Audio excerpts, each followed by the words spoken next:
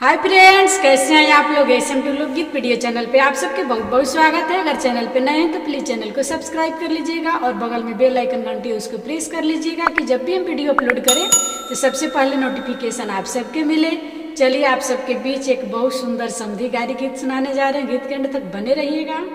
सावन भदौआ के बड़े बड़े बूंदवा हो, सावन भदौआ के बड़े बड़े बूंदवा हो, अब ओरिए ओरिए लगी गईले काई, हाय सिया राम से बानी, अब ओरिए ओरिए लगी गईले काई, हाय सिया राम से भजी।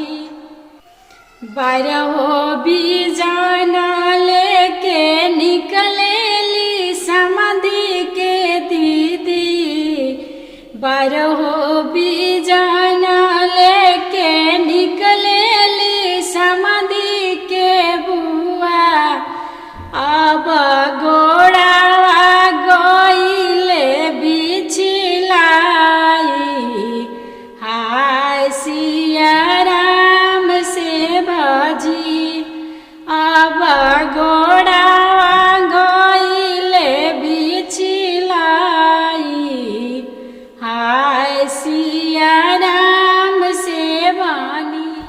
अपना महलिया से निकले निकवाना पापा, अपना महलिया से निकले निकवाना पापा, अब कोरावा में लिहानी उठाई, हाय सिया राम से भजी, अब कोरावा में लिहानी उठाई, हाय सिया राम से बानी।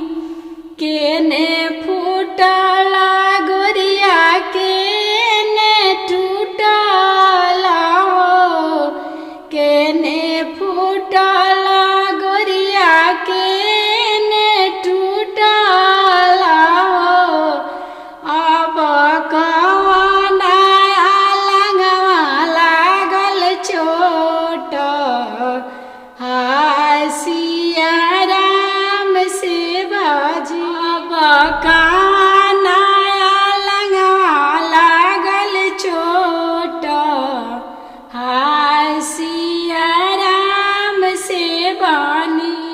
नहीं केन हो फूटल नहीं केन हो टूटल जी, अब कमर लचकी गईले मोर, हाय सिया राम से बानी, अब